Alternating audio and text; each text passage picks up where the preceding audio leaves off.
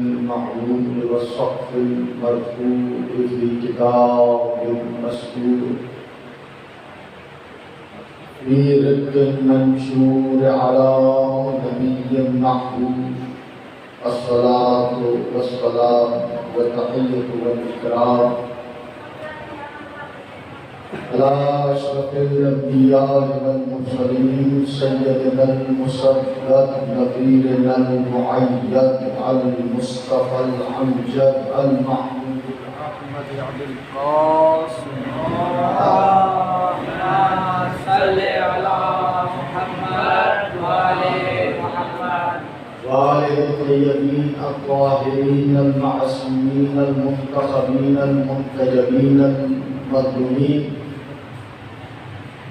ولعنة الله على أعدائهم أجمعين من يومنا هذا إلى يوم الدين. أما بعد فقد قال الله تبارك وتعالى في كتابه المتقن وقوله الأحسن بسم الله الرحمن الرحيم ونفس وما سواها فألهمها فجورها وتقواها قد أفلح من زكاها وقد خاب من دساها صلوات محمد وعلى محمد اللهم صل على محمد وآل محمد غوریان اہل کرام دوستان محمد وآل محمد دوستان علماء آل محمد جوانان من عزیزان من یہ عشرہ دروس کی آج نمی مجلس ہے نواں درس ہے لیکن ہو سکتا ہے کہ میرا آج آئیے ہو سکتا ہے نہیں آج کی میرا آخری درس ہے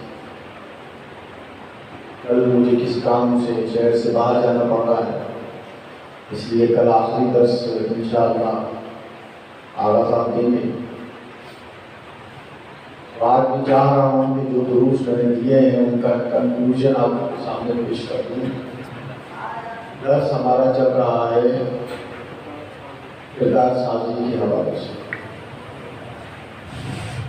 کردار سازی کے لیے میں نے سب سے پہلا اسٹیپ آپ کو بتایا وہ یہ ہے کہ کردار سازی کی طرف متوجہ ہونا سب سے پہلا اسٹیپ. یہ جو کردار کو اپنے کمال کی طرف لے جانا چاہتا ہے وہ پہلے حالت توجہ میں آئے، پہلے حالت غفلت سے حالت بیداری کی طرف آئے.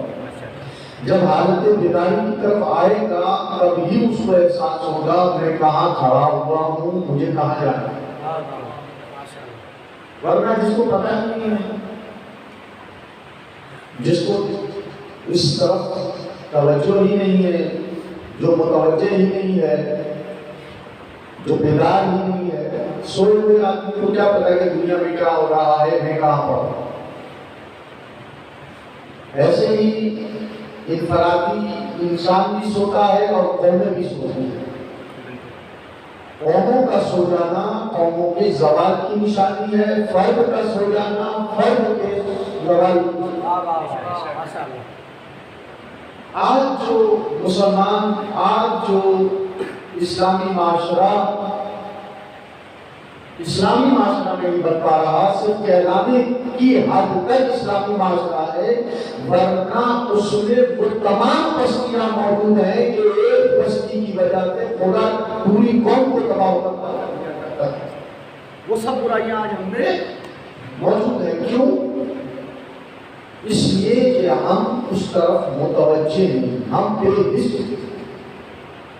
ہمیں اپنا ہی خیال نہیں ہے، دوسرے کے خیال کو فکر چھوڑ. ہم یہ نہیں سوچتے کہ ہم یہ نقصان جو کر رہے ہیں یہ نقصان کسی اور کا نہیں ہو رہا، یہ نقصان ہمارا اپنا ہو رہا. تو کردار سازی کے لیے سب سے پہلا اسٹیپ ہے حالت بیداری کی طرف آنا. پھر اپنے آپ کو سمجھنا، اپنے آپ کو جاننا، اپنی شناخت کرنا، اپنے آپ کو پہچاننا میں کیا ہوں، مجھے پروردگار عالم نے کیا بنایا ہے. مجھے پروردگار عالم نے اتنا محترم بنایا ہے، جب اپنے آپ کو پہچان لیا کہ مجھے پروردگار عالم نے بنایا ہے، اس کائنات میں بھیجا ہے، اب بھیجنے والا وہ ہے، آنے والا میں ہوں، تو کس لیے بھیجا؟ کس لیے بھیجا ہے؟ اب یہ کس لیے بھیجا ہے، یہ جب آئے گا اسٹیپ، جب پہلے یہ سمجھے گا کہ میں کیا ہوں۔ جب تک یہ سمجھ نہیں آئے گا میں کیا ہوں، یہ سمجھ نہیں آئے گا کہ میں کس لیے ہوں۔ جب یہ سمجھ میں آ گیا میں کیا ہوں، پھر آئے گا میں کس لیے ہوں، میں کہاں سے آیا ہوں۔ اور کل ہماری گفتگو یہی چل رہی تھی کہ ہر انسان یہ چاہتا ہے کہ مجھے لائق احترام منصب دیا جائے، مجھے ایک معزز مقام دیا جائے، لوگ میری عزت کریں۔ اور میں 3 دن سے یہ درس دینے کی کوشش کر رہا ہوں کہ عزت کا معیار دنیا سے نہیں ہے بلکہ خدا کی بارگاہ۔ یہ ہمارا کنکلوژن ہے کہ کردار سازی مانا کمال کی طرف جانا، کردار سازی مانا عزت کی طرف جانا، کردار سازی مانا کمال کی طرف جانا۔ اب کمال کیا ہے، عزت کیا ہے، شرف کیا ہے؟ ابھی یہ بھائی ایک خطبے کے جملہ پڑھ رہے تھے، اب خطبہ تھا یا مولانا کا کوئی جملہ تھا کہ شرف کس کو کہتے ہیں، حسن کسے کہتے ہیں، کمال کسے کہتے ہیں؟ کمال ہمیشہ اعتدال پہ ہوتا ہے۔ جب انسان راہ اعتدال پر ہوتا ہے تو اس میں حسن بھی ہوتا ہے، کمال بھی ہوتا ہے، لیکن جب وہ راہ اعتدال سے ہٹ جاتا ہے تو وہ کمال کی طرف نہیں جاتا بلکہ پستی کی طرف جاتا ہے۔ ور محمد و آل محمد صلوات۔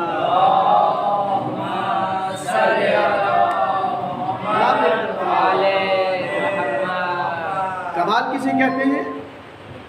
انسان راہ اعتدال، اعتدال کسے کہتے ہیں؟ اعتدال کے معنی کیا ہے؟ اب جب ہمیں اعتدال پر رہنا ہے تو اعتدال کے معنی کیا ہے؟ تھوڑا سا نہ ہی حد سے آگے بڑھ جانا، نہ ہی اسے پیچھے، یعنی اپنی حد میں رہنا۔ جس چیز کی جو حد ہے نہ اس حد سے پیچھے رہنا ہے نہ اس حد سے آگے رہنا ہے۔ یہی بات ہے کہ دیکھیں اللہ نے انسان کو جو بنایا ہے وہ ایک اعتدال، بہترین اعتدال کی صورت میں بنایا ہے۔ اللہ نے انسان کو 2 آنکھیں دی ہیں، اگر یہ 2 آنکھیں ایک ہو جائیں تو انسان کیسا لگے گا؟ اچھا لگے گا یا برا لگے گا؟ برا لگے گا، بدسورت ہو جائے گا، کام ہو جائے گا۔ لیکن چلے وہ تو کام ہو گئی نا، کام ہی ہو گئی۔ اگر 2 کی جگہ 4 ہو گیا پھر کیسا لگے گا؟ عجیب ہی لگے گا، اچھا لگے گا؟ نہیں اچھا لگے گا۔ 2 کی جگہ 4 ہاتھ ہو جائے، 2 کی جگہ 4 پاؤں ہو جائے، 1 کی جگہ 2 ناک ہو جائے، ہاں ایسا اچھا لگے گا؟ آپ سوچ کے دیکھیں اپنے آپ میں، اپنے ذہن میں سوچے ذرا، سوچ پہ تو پابندی نہیں ہے۔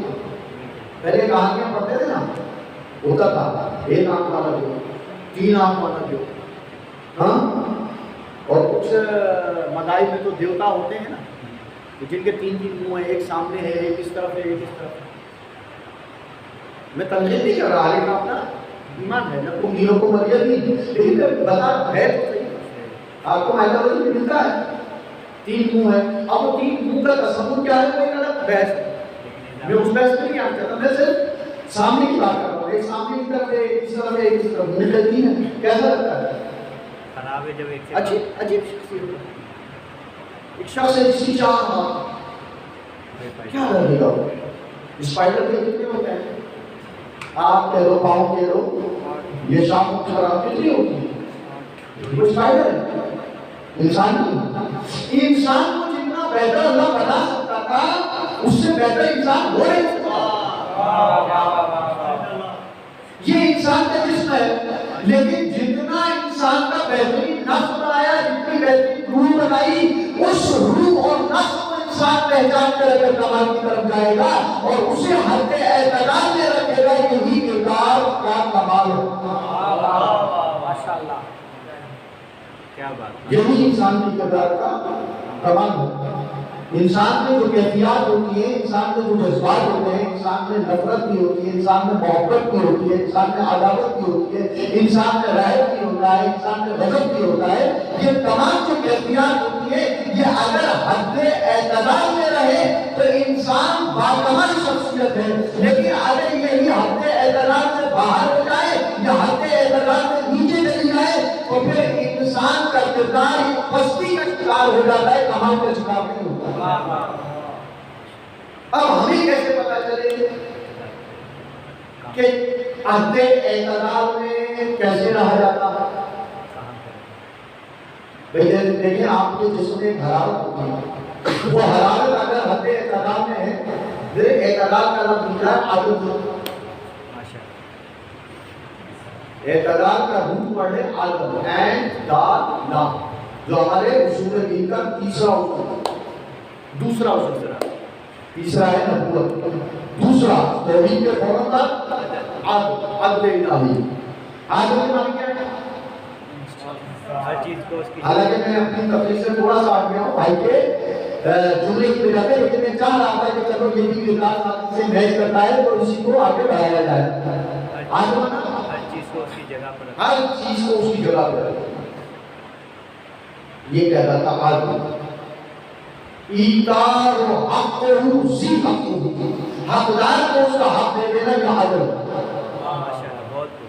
لیکن عدل کا ایک مترادف لفظ آتا ہے جسے کہتے ہیں انصاف۔ انصاف ایک الگ چیز ہے اور عدل ایک الگ چیز ہے۔ انصاف نکلا ہے نصف سے، نصف سے ہے انسان، انصاف، انصاف مطلب سب کو برابر برابر دے، سب کو انصاف سے دے دینا۔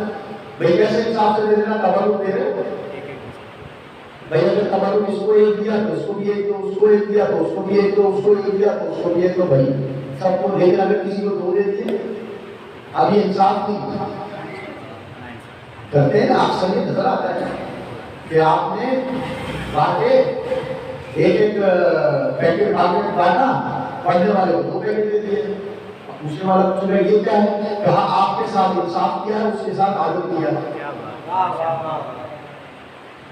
آپ کے ساتھ انصاف کیا ہے، اس کے ساتھ عدل کیا ہے۔ بھئی عدل کیسا ہوا؟ کہا وہ حقدار ہے کہ اس کو آپ سے برابر کر دیا جائے، ماشاءاللہ، کیونکہ وہ ذاکر ہے، کیونکہ وہ عالم ہے، کیونکہ وہ آپ سے زیادہ دیت ہے۔ میں اپنی ایک مثال دے رہا ہوں، ٹھیک ہے؟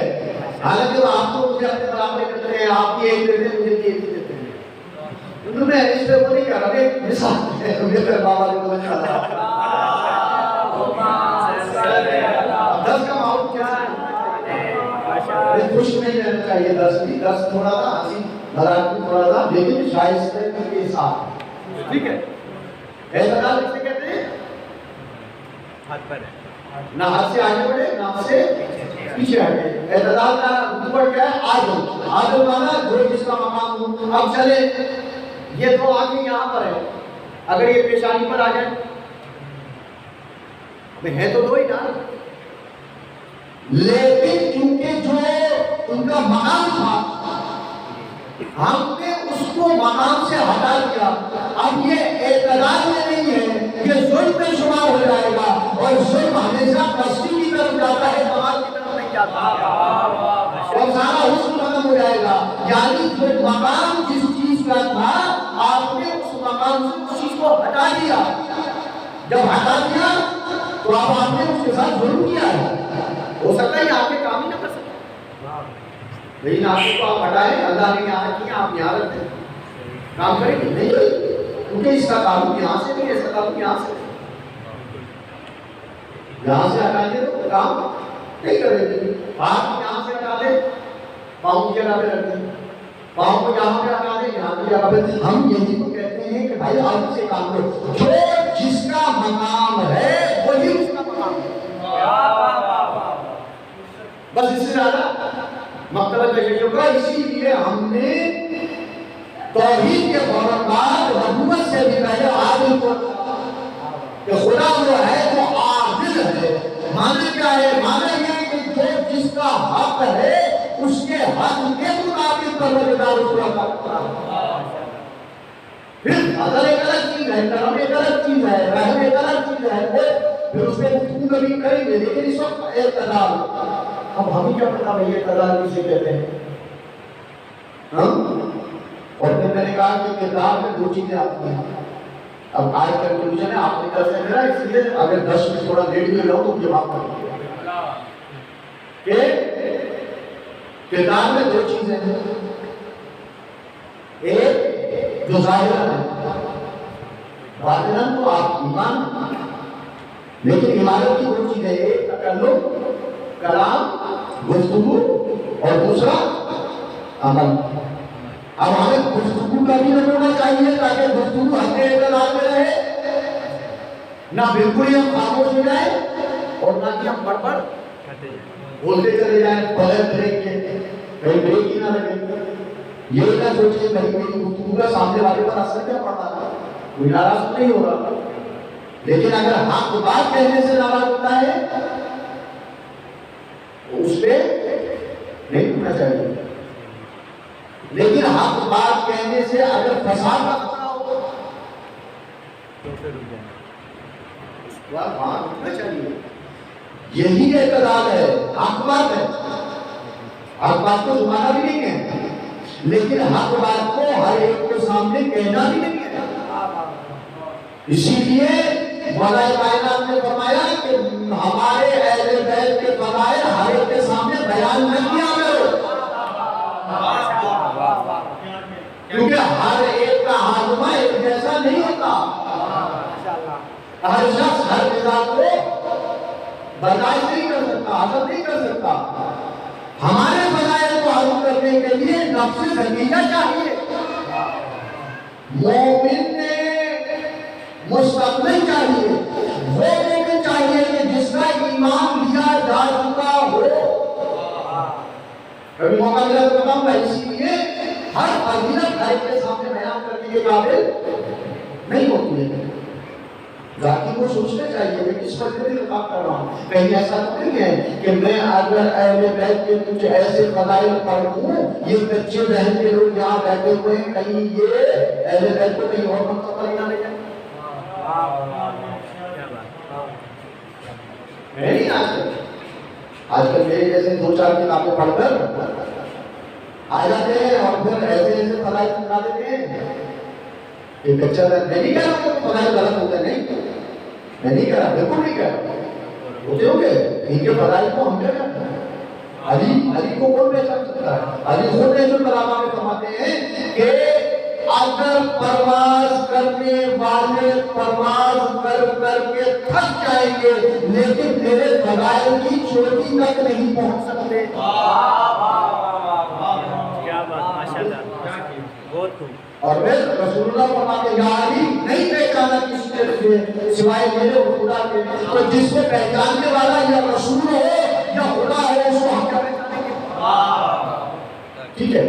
تو جب ہم پہچان ہی نہیں سکتے تو ہمیں صرف اتنا بیان کرنا ہے جتنا ہم نے دیکھا ہے، پڑھا ہے. کتابوں سے ہمیں مل رہا ہے، ہمیں صرف اتنا ہی بیان کرنا چاہیے. ہمیں اپنی عقل سے نہیں سوچنا چاہیے علی کیسا ہے. ہماری عقل پہنچ ہی نہیں سکتی. جہاں ہماری عقل کا اختتام ہوتا ہے وہاں سے ان کی فضیلت کا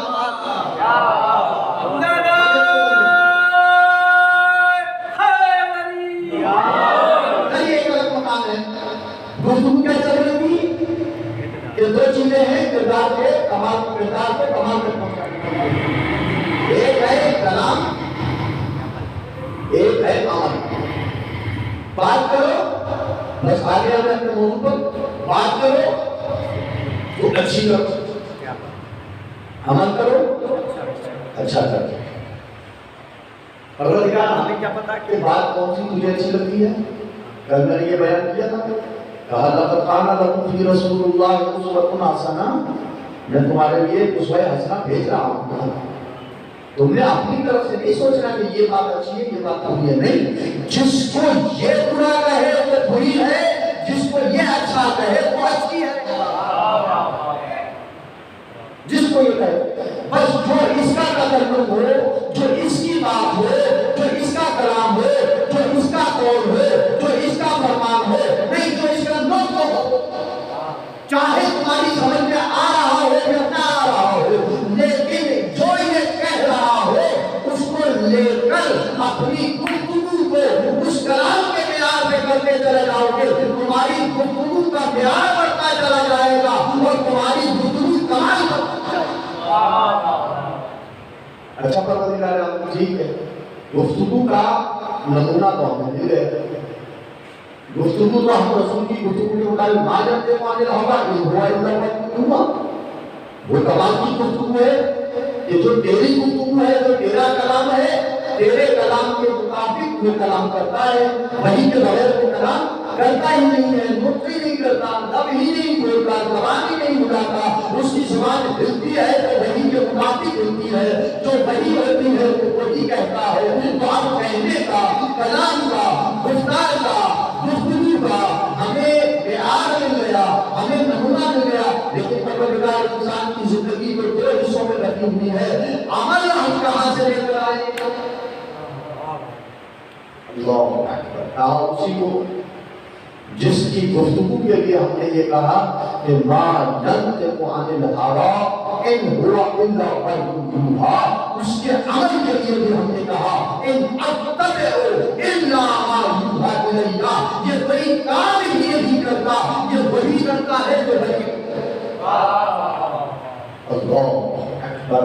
تو کیا شان ہے میرے رسول، کیا شان ہے کہ جس کے لیے ہمیں، جس ہمارے لیے جو مثالیہ بنا کر بھیجا گیا، ہمارے لیے جو آئیڈیل بنا کر بھیجا گیا، ہمارے لیے جو نمونے عمل بنا کر بھیجا گیا، جس کی سیرت سیرت طیبہ ہے، جس کی حیات حیات طیبہ ہے، جس کی گفتگو گفتگو طیبہ ہے، جس کا کلام کلام طیبہ ہے، جس کا عمل عمل طیبہ ہے، جس کا عمل عمل صالح ہے۔ اب ہمیں کرنا کیا ہے؟ اگر اپنے کردار کو سنبھالنا ہے، بات کرنی ہے اچھی کرنی ہے، اچھی بات کا معیار ہم نے رسول سے لینا ہے، عمل کرنا ہے، صالح کرنا ہے، صالح عمل کا معیار ہم نے رسول۔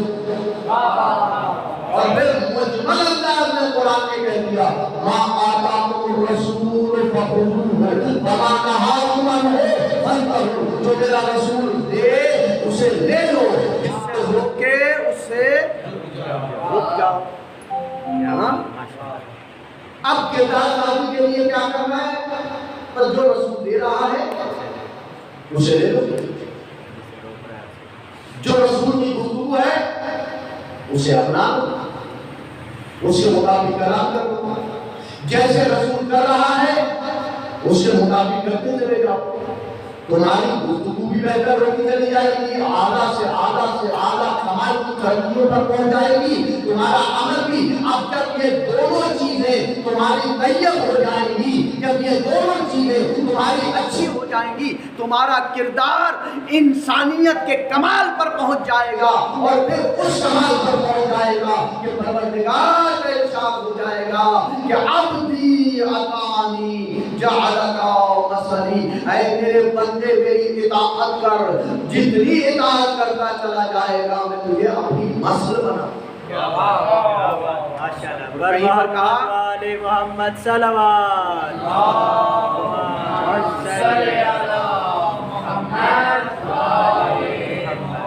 اگر ہمیں کردار سازی کرنی ہے تو دیکھنا کس کو ہے؟ محمد و آل محمد۔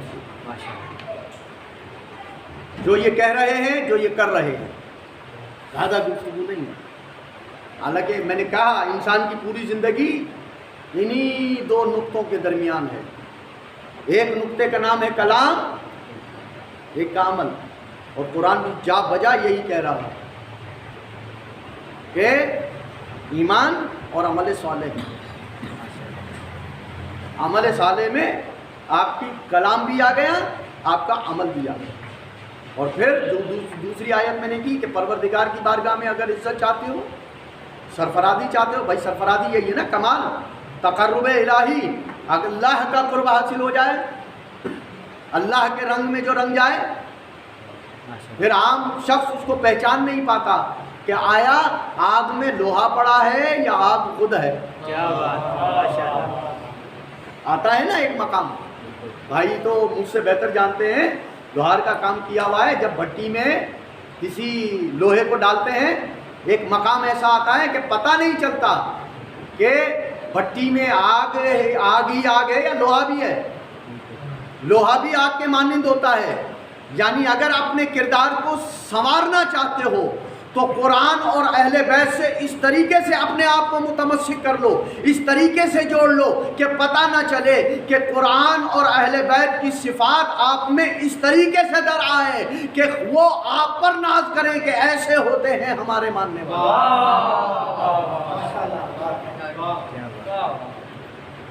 قرآن صرف پڑھنے کے لیے نہیں ہے, پڑھنے کا اپنا ثواب ہے, لیکن کرنا کیا ہے؟ رسول نے کیا کہا جاتے جاتے؟ انی تارکن فیکم الثقلین, میں چھوڑ کے جا رہا ہوں تمہارے درمیان دو چیزیں. کس لیے چھوڑ کے جا رہا ہوں؟ کس لیے چھوڑ کے جا رہا ہوں؟ تاکہ ہم اعتدال کریں.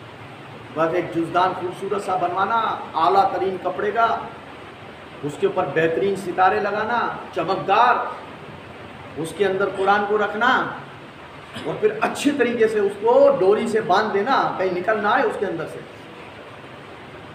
ہاں, اچھے طریقے سے باندھ دینا, لگے خوبصورت, بس پریزنٹیشن اچھی ہونی چاہیے, اچھے طریقے سے اس کو باندھ دینا, اور باندھ کے ایسی جگہ پہ رکھنا کہ بچے کا تو ہاتھ ہی نہیں جائے.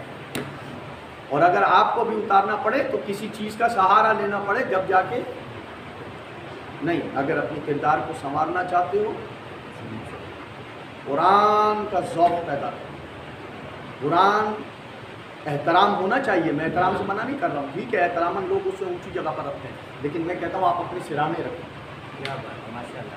جب بھی کوئی آپ کو مسئلہ پیش آ جائے اسی وقت قرآن کو اٹھائیں, دیکھیں اس میں سے, پڑھیں اس میں سے قرآن کیا کہتا ہے اس مسئلے.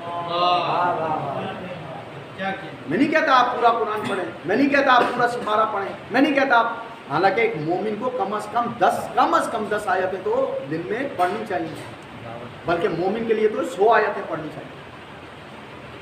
بلکہ بعض تو جو روایتیں ملتی ہیں معصومین سے کہ اگر نفل عشاء کی پڑھیں تو وتر میں سورہ واقعہ پڑھیں, پہلی رکعت میں سورہ واقعہ پڑھیں علم کے بعد, کہ جس میں 96 آیتیں ہیں, اور دوسری رکعت میں سورہ قل ہو اللہ پڑھیں جس میں 4 آیتیں, تاکہ 100 آیتیں مکمل آ جائیں. کم از کم 100 آیتیں تو آپ پڑھیں روزانہ. یہ پڑھنے سے کیا مطلب ہے؟ یہ مجلسوں کا مطلب کیا ہے؟ یہ درس کا مطلب کیا ہے؟ آئیں, بیٹھیں, وقت پاس کریں, ذہنی عیاشی کریں, لفظیات بڑا شاندار, نعرے لگ رہے ہیں, کیا بات ہے, تمبو اڑا دیے, ہاں ایسے نعرے کے تمبو اڑ گئے, حیدر حیدر کی یہ سزائیں. میں نہیں کہتا کہ نہ کرے, بہت اچھی بات ہے, لیکن جب یہاں سے واپس جائیں تو ذہن خالی ہو. کیا پڑھا یار؟ بہت اچھا پڑھا. کیا پڑھا؟ بہت اچھا پڑھا. پڑھا کیا وہ یاد نہیں, کیا لے کر گئے.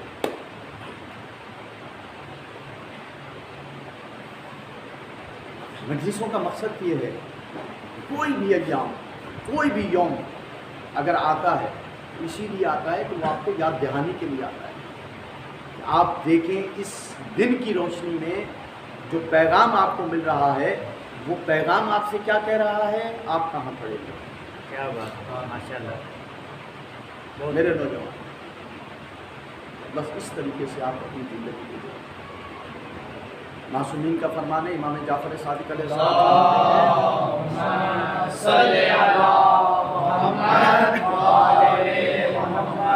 کہ مومن کا آنے والا دن اگر گزرنے والے دن سے بہتر نہیں ہے تو اس نے کمائی نہیں کی, کمال کی طرف نہیں, پستی کی طرف.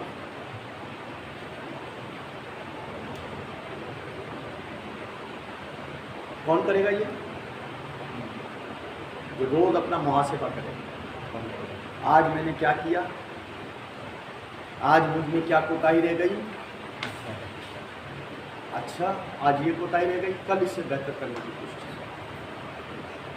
بس میرے بھائی, اگر کردار کو سنوارنا چاہتے ہیں, دیکھیں آج کے معاشرے سے بھی زیادہ خطرناک معاشرہ تھا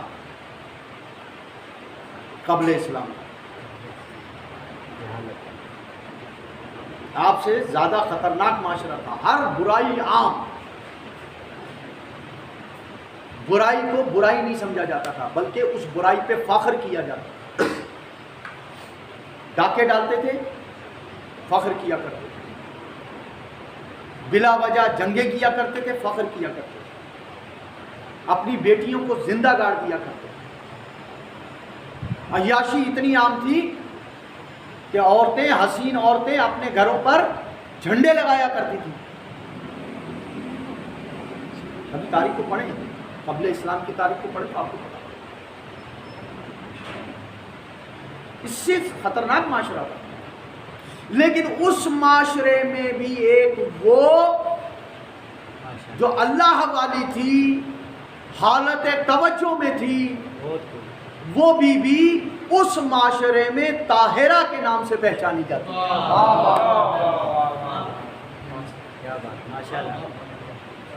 یہ نہیں ہے کہ وہ معاشرے سے کوئی الگ تھلگ تھی، کوئی غاروں میں جا کر بیٹھ گئی تھی. نہیں، ملیکۃ العرب بی بی تھی. اتنی بڑی کاروباری بی بی تھی کہ عرب میں اس جیسا کوئی کاروباری نہیں تھا. اور عرب کے چھوٹے کاروباری ان کے قرضدار تھے. عرب کا کوئی بندہ ایسا نہیں تھا، مکے کا کوئی بندہ ایسا نہیں تھا جو ان کا قرضدار نہ ہو، ان کے قرضے کے نیچے نہ ہو. وہ بی بی جس کا نام ہے خدیجۃ الکبریٰ، جو صدیقۃ الکبریٰ کی مادر گرامی. آج ان کی شب وفات، بلکہ میں یوں کہوں کہ شب شہادت. بس ایک واقعہ پڑھ کے آپ سے اجازت چاہوں گا. یہ بی بی کون ہے، کتنا بڑا مرتبہ ہے، کتنی بافضیلت بی بی ہے، میں نے آپ کو سامنے بھی پایا. ملیکۃ العرب، کنگال نہیں تھی بی. عرب کے اس معاشرے میں بڑے بڑے امیر تھے. ان امیروں کے درمیان بی بی کو کہا جاتا تھا ملیکۃ العرب، عرب کی ملکہ. اتنی امیر بی بی تھی. اور تجارت کہاں تک جاتی تھی؟ شام. اونٹوں کے قافلے جایا کرتے تھے، اور اونٹوں کی کوئی گنتی نہیں ہوا کرتی، ایسے قافلے جایا کرتے.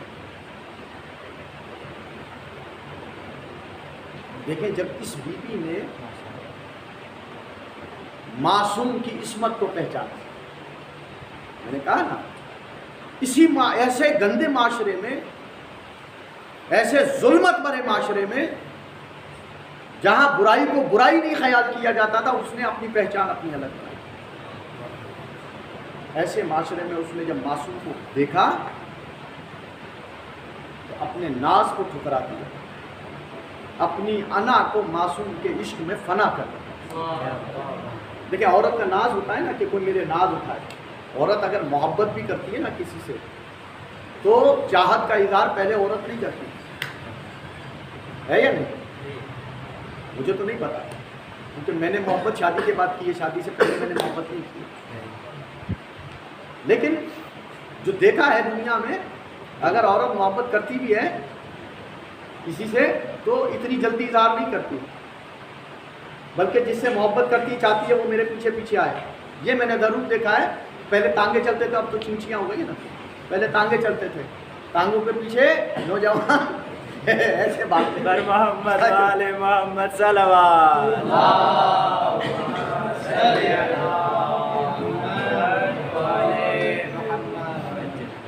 یہ عورت کا ناز. اچھا، عورت میں ہونا چاہیے ناز.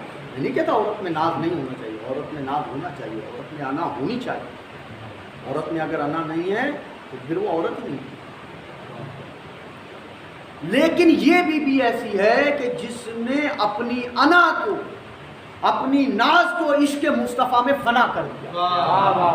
رسول نے شادی کا پیغام جناب خدیجہ کی طرف نہیں بھیجا تھا، جناب خدیجہ نے اپنے لیے نکاح کا پیغام رسول کی بارگاہ میں بھیجا. اور جب شادی ہوئی ہے تو آج تک یہ رسم پڑ گئی ہے، آج تک یہ رسم ہے. دیکھیں، کبھی نکاح میں گئے آپ؟ شادی شدہ حضرات بھی بیٹھے ہوں گے تو ان کا تو نکاح ہوا ہوگا، جیسے میرا ہوا ہے. ہاں، وہ تو جانتے ہیں. اور اگر نہیں بھی تو آئے دن شادیاں ہوتی رہتی ہیں. آپ شادیاں اٹینڈ کرتے ہیں, کبھی دیکھا ہے نا کتنے 2 مولوی ہوتے ہیں. ایک لڑکی کی طرف سے ہوتا ہے, ایک لڑکے والوں کی طرف سے ہوتا ہے, ایک لڑکی کا وکیل ہوتا ہے, ایک لڑکے کا وکیل ہوتا ہے. بعض اوقات جب نہیں ہوتے ہیں, مولوی نہیں ملتا ہے, تو وہ ایک ہی مولوی کو دونوں طرف کا وکیل بنا دیا جاتا ہے. ٹھیک ہے, پھر کیا ہوتا ہے اس میں, پہلے ایک خطبہ پڑھا جاتا ہے. اس کے لیے یہ نہیں ہے کہ کون پڑھ رہا ہے, بھلے لڑکی کا وکیل پڑھ دے بھلے لڑکے کا وکیل پڑھ دے, لیکن زیادہ تر لڑکی کے وکیل جو ہیں وہ خطبہ نکاح پڑھا کرتے ہیں. خطبہ نکاح ہو جاتا ہے. اب خطبہ نکاح کے بعد جو نکاح کا صیغہ پڑھا جاتا ہے وہ کیا ہے؟ پہلا صیغہ, پہلا صیغہ لڑکی کا وکیل کہتا ہے. جو لڑکی کی طرف کا مولوی ہوتا ہے وہ صیغہ پڑھتا ہے پہلا, لڑکے کا نہیں پڑھتا. کیا صیغہ پڑھتا ہے پہلا؟ انکحتو موکلتی لموکلکا عن المہر المعین المعلوم. میری موکلہ اپنے آپ کو آپ کے نکاح کے لیے پیش کرتی ہے اس مہر معلوم کے اس میں. کیا آپ قبول کرتے ہیں؟ اب ایک مرتبہ مل کر ماں والے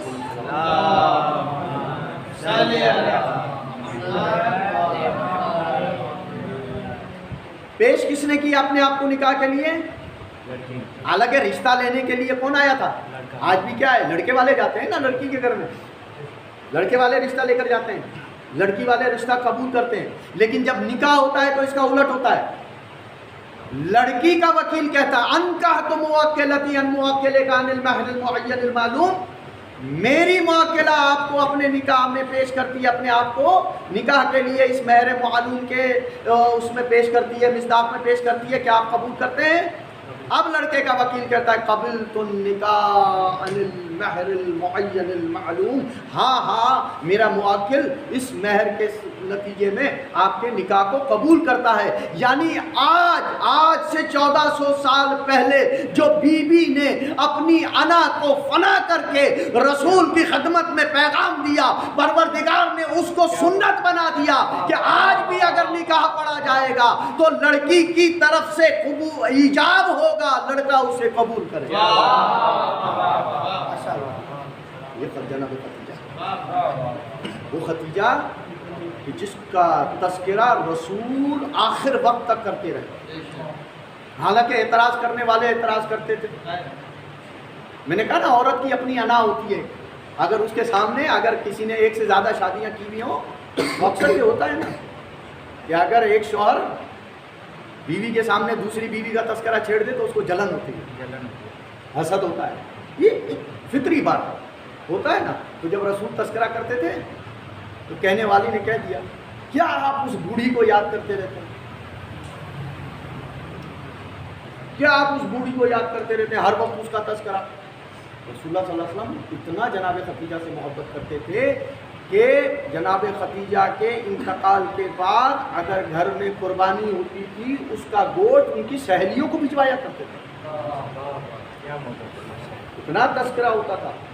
تو اس سے آپ کو تکلیف ہوتی تھی, کہہ دیا کرتی تھی, کتابوں میں کھلے عام لکھا ہوا ہے, کہہ دیا کرتی تھی کہ آپ اس بوڑھی عورت کو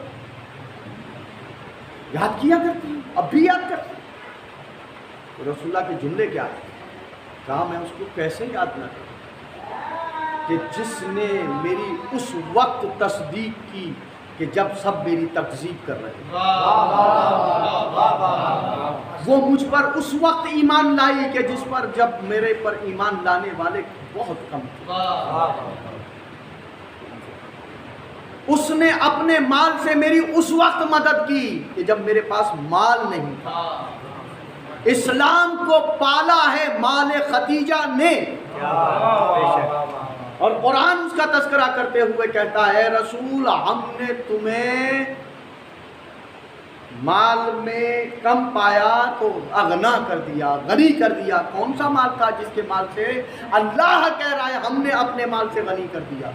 ہم نے تمہیں یتیم پایا اپنی آغوش میں لے لیا, ہم نے تمہیں بے مال کا پایا تو مال سے غنی کر دیا۔ یہ آغوش کس کی تھی؟ یہ مال کس کا تھا؟ یہی تو آج تک لوگوں کو ان سے قد ہے کہ یہ ہمارے نہیں تھے۔ ایک ابو طالب تھا، ایک جناب خدیجہ الکبریٰ تھا۔ یہی تو جب وقت وفات قریب آیا ہے، بی بی جناب فاطمہ الزہرا سلام اللہ علیہ کو قریب بلا، کہتی بیٹی مجھے تیرے بابا سے حجاب ہے، بیٹی ایسا کریں اپنے بابا سے کہنا کہ جب میری وفات ہو جائے نا تو کفن کی جگہ پہ مجھے وہ آباد کفن کی جگہ پہ پہنا دینا کہ جو تیرے بابا ہر وقت پہنے رہتے ہیں، کہ رحمت للعالمین کی قبا جب میرے کفن کی جگہ پہ ہوگی تو میری کچھ کرسی میں کمی ہو جائے گی۔ اللہ اکبر۔ بیوی نے بابا سے عرض کیا، اللہ 5 یا 6 سال کا سن ہے جناب زہرا سلام اللہ علیہ، آج کی شب جناب زہرا یتیم ہو گئی۔ آج ماں کا سایہ جناب زہرا کے سر سے اٹھ رہا ہے۔ ماں، اور ماں بھی وہ ماں کہ جو خدیجہ جیسی ماں۔ ایک مرتبہ جب خدیجہ لقائے الہی کی منزل پر پہنچ گئی، رسول خدا نے چاہا کہ اپنا لباس، اپنی عبا کفن جناب خدیجہ کے طور پر استعمال کریں، تو جناب جبرائیل علیہ السلام نازل ہوئے اور کہا، اے اللہ کے حبیب، اللہ کا ارادہ یہ ہے کہ انہوں نے جنت سے جناب خدیجہ کے لیے یہ کفن بھیجا۔ ابھی جو جناب زہرا کی مادر گرامی محسنہ اسلام جناب خدیجہ الکبریٰ کو جنت کا کفن دیا گیا، جنازہ اٹھایا گیا، دفنا دیا گیا۔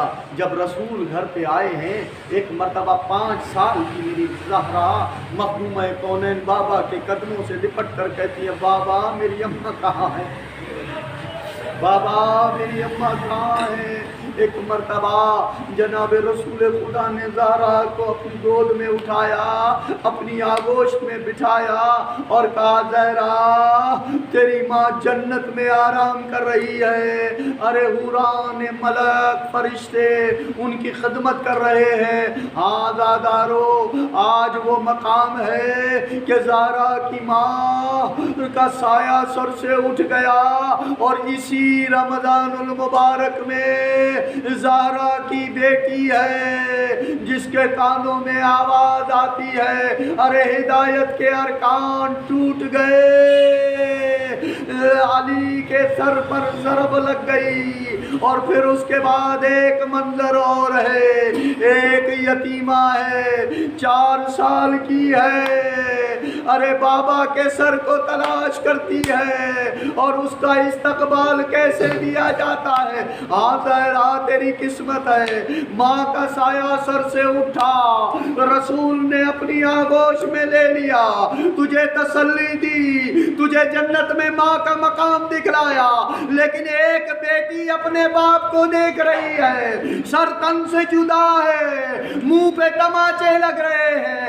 اور کہہ رہی ہے، بابا تیرے جانے کے بعد ان رخساروں کا رنگ تبدیل ہوتا۔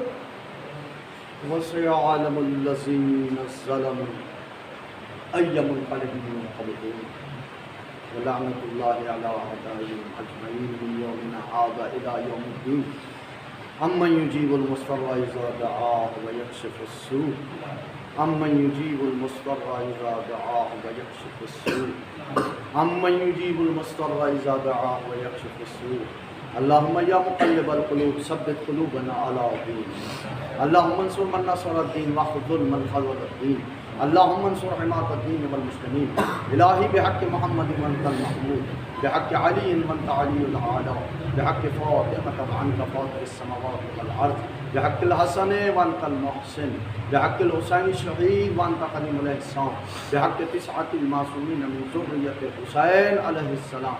پروردگار 5 12 14 کا واسطہ، شہدائے کربلا کا واسطہ، وہ سرائے کربلا کا واسطہ، مالک تجھے واسطہ اس بیوی کا جو آج کی رات رسول کا ساتھ چھوڑ گئی، تجھے واسطہ مادر زہرا کا، پروردگار زمین اعضا کا، یہ درس اعضا کا فرش بچھانا، مومنین کا، جوانوں کا اس درس پہ آنا، طالب علم کا طلب علم کے لیے اس فرش پہ آنا، فرش علم پہ آنا، پروردگار اپنی بارگاہ میں مقبول فرما، پروردگار ان کی حاجتوں کو بر کا، پروردگار اے اکرم الاکرمین مولا تجھے کریموں کا واسطہ، تجھے واسطہ ابواب الحوائج کا، ان کی دلوں میں جو حاجتیں ہیں اگر وہ حاجتیں تیرے عادل پر پوری نہ بھی اترتی ہوں تو اپنے فضل سے پورا کرنا، پروردگار اس فرش علم پر جتنے بیمار بیٹھے ہیں، چاہے وہ نفسانی بیمار ہیں، چاہے وہ روحانی بیمار ہیں، چاہے وہ جسمانی بیمار ہیں، پروردگار ان تمام بیماروں کو صحت عاجل و کامل عطا فرما، جس نے میرے ذمہ میں دعائیں صحت کی اور دوسری دعاؤں کی اپیل کی ہے، پروردگار تو عالم الغیب ہے، ان کی دعاؤں کو قبول فرما، ان کی دعاؤں کو ایجاب فرما، پروردگار تجھے واسطہ محمد و آل محمد کی عظمت و جلالت کا ہماری پریشانیوں کو دور فرما، پروردگار جو مصیبتوں میں گھر ہوئے ہیں اس سمیت تمام کو مصیبتوں سے نکال، پروردگار ہمیں حالت توجہ عطا فرما، پروردگار ہمارے ایمان کو امام زمانہ کی معرفت سے مستحکم فرما، پروردگار امام زمانہ کے قلب مقدس کو ہم سے راضی فرما، ظہور امام زمانہ میں تعجیل فرما، ان کے آوان و انصار و مددگاران میں شمار فرما، ان کے قدموں میں شہادت کی موت نصیب فرما، ربنا تقبل دعا بحق زہرا و ابیہا و بعلہا و بنیہا، ان اللہ و ملائکتہ یصلون علی النبی یا ایھا الذین آمنوا صلوا علیہ وسلموا تسلیما، اللہم صل علی محمد